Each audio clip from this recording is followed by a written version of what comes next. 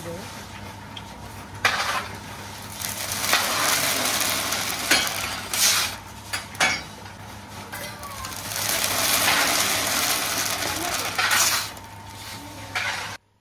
কিছু কয়লা এভাবে জ্বালানি উপযুক্ত করার জন্য রোদে শুকিয়ে দিচ্ছে। একদিকে কাঠখড়ি, অপরদিকে কয়লা, সব মিলে নিচে দাউ দাউ করে জ্বলছে আগুন।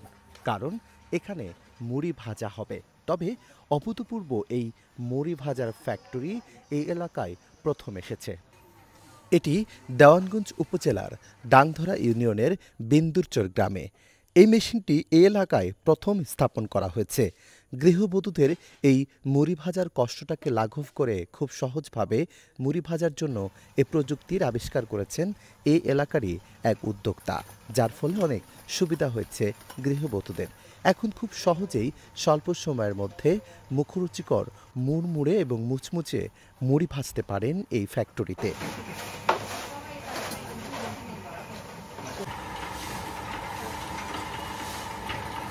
বৈদ্যুতিক সংযোগে ইলেকট্রিক্যাল এই যন্ত্রপাতির মাধ্যমে চলমান এই মুড়ি ভাজার ফ্যাক্টরি রাত দিন ভর চলতে থাকে। প্রথমে পারিবারিক সদস্যদেরকে নিলেও এখন অন্যান্য শ্রমিকদেরকেও নিয়োগ করা হচ্ছে। প্রতিনিয়ত এই ফ্যাক্টরিতে দূর দূরান্ত থেকে অনেক গ্রাহকরা মুড়ি ভাজার জন্য চাল নিয়ে আসেন। মুড়ি ভাজার জন্য উপযুক্ত চাল প্রস্তুত করে শুধু এই ফ্যাক্টরিতে নিয়ে আসলেই হবে। প্রতি কেজি চালের জন্য 20 টাকা করে নেবেন এখানকার কারিগররা। এরপর মুচমুচে কুরকুরে মুড়ি ভেজে দিবেন আপনাকে।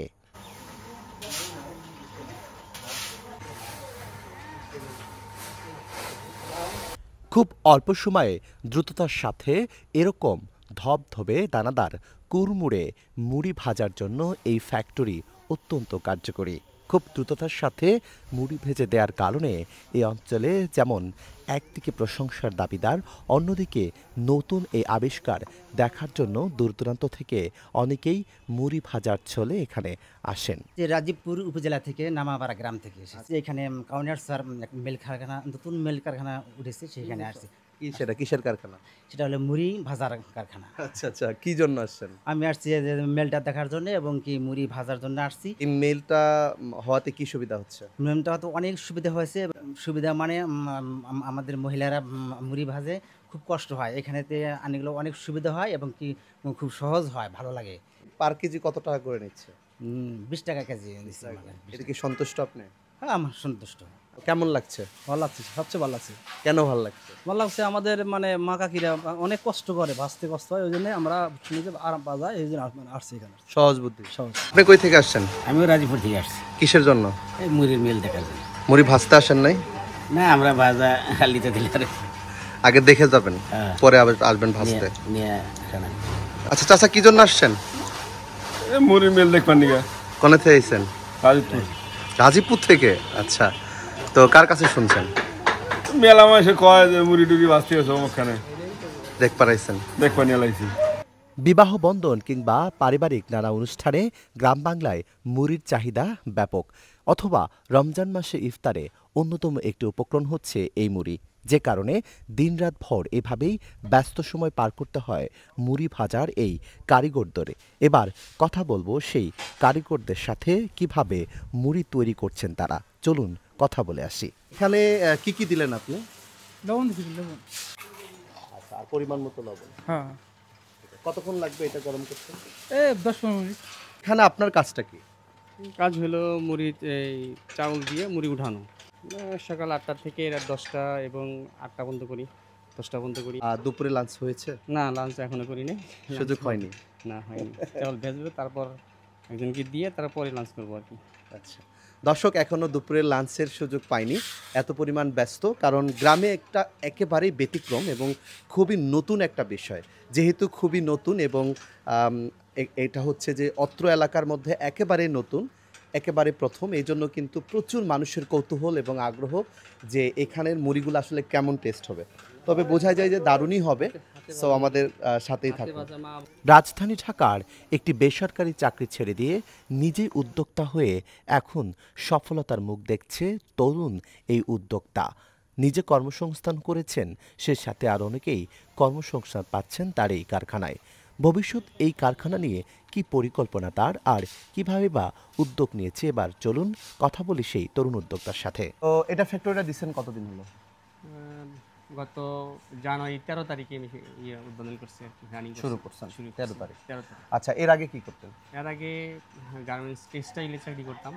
চাকরি কোথায় এটা? করার পর এটা মাওনা চৌরাস্তা করছি, মাওনা চৌরাস্তা। টুঙ্গি করছি, আচ্ছা। তারপরে তো জিরাবো সেই করছি। চাকরি মানে এখন কি চাকরি শেষ? জি, এখন চাকরি নেই। আচ্ছা, চাকরি বাদ। চাকরি বাদ দিয়ে এই এখন চাকরি বাদ দিয়ে এসে এই উদ্যোগ নিয়েছেন। উদ্যোগ নিয়েছি। তো এই উদ্যোগটা নেওয়ার জন্য আপনার এই মাথায় চিন্তাধারা আসলো কিভাবে? আসলে ব্যবসার পরিকল্পনা ছিল আগের থেকেই, তারপরে কি ব্যবসা করবো এটা খুঁজে পাইনি। পরে ইউটিউবে দেখলাম মুড়ির একটা ফ্যাক্টরি, ইউটিউবে? ইউটিউবে আচ্ছা, দেখলাম। আচ্ছা, দেখার পরে আমি চিন্তা করলাম যে না, আমি একটা ব্যবসায়ী হব। আচ্ছা।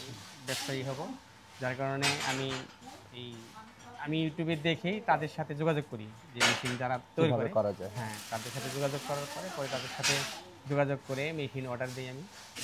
অর্ডার দিয়ে পরে আমি ফ্যাক্টরি করার জন্য অনেকে উৎসাহ দিছে, কেউ দেয় নাই, এরকম মানে দ্বিধাদ্বন্দ্বের কথা মধ্যেই আমি বলছে করছি আর কি। যে কেউ কেউ হ্যাঁ, বলছে যে হবে না হ্যাঁ, বা হবে না। তোমার দ্বারা সম্ভব না, জি, এটা হবে অনেকেই না। অনেক ধরনের কথা। তারপরেও আমি রিস্ক নিয়েছি, রিস্ক নিয়ে পরে নিজের প্রচেষ্টাতেই পুরা এখানে ফ্যাক্টরিটা করছি। মানে আপনার এই কাজের এই উদ্যোগের পেছনে আপনাকে পরিবারের পক্ষ থেকে সাপোর্ট কিরকম দিয়েছে? পরিবারে দিছে, মোটামুটি ভালো সাপোর্ট দিছে। সাপোর্ট না দিলে তো আর করা যায় না। অবশ্যই। সাপোর্ট দিছে। আমার দোকানদার, বাজারে যারা ব্যবসায়ী, তারা উৎসাহ দিছে যে করলে ভালো হবে। ভালো আর হবে। আমার একটা অত্র নতুন এলাকায় ব্যতিক্রমী একটা উদ্যোগ। ব্যতিক্রম একটা উদ্যোগ। আর আমার উত্তরবঙ্গে এইগুলো নাই, জামালপুরে একেবারেই নাই, হ্যাঁ। একবারেই নাই। আচ্ছা। হাতে ভাজা মুড়ি আসলে আমাদের গ্রামগঞ্জে খাওয়াটা একদম উঠেই গেছে, সোজা কথা। জি জি, অবশ্যই। মেশিনে যারা বাজারে খায়, এই মেশিনে যেটা ওই মুড়ি তো খায়, স্বাদ লাগে না। স্বাদ লাগে না। হাতে ভাজা মুড়ি আসলে অন্যরকম একটা দিয়ে taste। করা হয়, অনেক টেস্ট।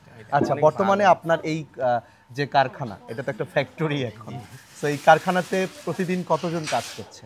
আমি 2-3 জন কাজ করতেছি বর্তমানে। 3 জন। যারা কাজ করছে তারা কি আপনার পরিবারেরই সদস্য? যে আমারই পরিবারের সাথে। পরিবারের সদস্য। তাহলে তাদের তো এক্সট্রা কোনো না, না, বেতন বা দেওয়া- বেনিফিট বেতন দিতে দেই হচ্ছে নাই, না? এখনো বেতন নেওয়া হয় নাই, নেওয়া লাগবে পরে। পরবর্তীতে লাগবে। পরবর্তীতে লাগবে। আচ্ছা, তো প্রতিদিন কয়টা থেকে কয়টা পর্যন্ত কাজ করতে হচ্ছে? সকাল 8টা-9টা থেকে 10টা-11টা পর্যন্ত করা হয়। সকাল 8টা থেকে রাত 10টা রাত 10টা-11টা কাজ করতে 8টা, হচ্ছে। যে পর্যন্ত চাউল আচ্ছা। থাকে এ পর্যন্ত বাঁচতেই থাকি আর কি। আচ্ছা, তো আপনার হচ্ছে এটা কোনো অফ ডে আছে, কোন দিন বন্ধ থাকে নাকি না, সবসময়? শুক্রবারের দিন আমি সকালে বন্ধ রাখি, বিকালে রানিং করি। বিকেলের দিকে, বিকালে। শুক্রবারের আর বেশি দিকে চাপ হলে নামাজের পরে- পর থেকে জি, শুরু জি। হয়। আচ্ছা, তো আপনার এখানে প্রাথমিকভাবে কিভাবে, পদ্ধতিটা কিভাবে, যারা কিভাবে মুড়িটা করেন বা কারা আসেন এখানে? এখানে মহিলারাই বেশি আসে।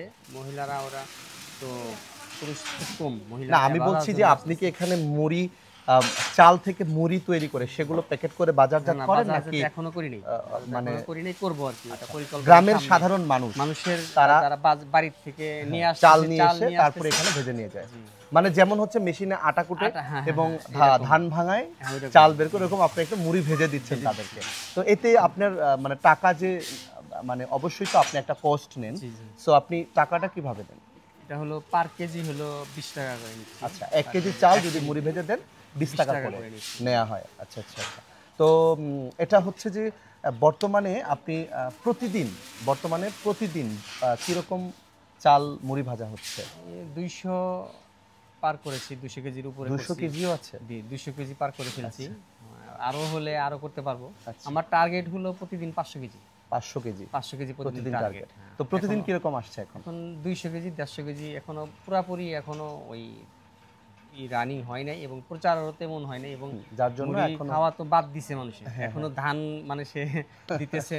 এই মুড়ি ভাজা চাপ এটা একটা পড়তেছে আস্তে প্যারা আস্তে। মনে করে। প্যারা, হ্যাঁ, অনেক প্যারা।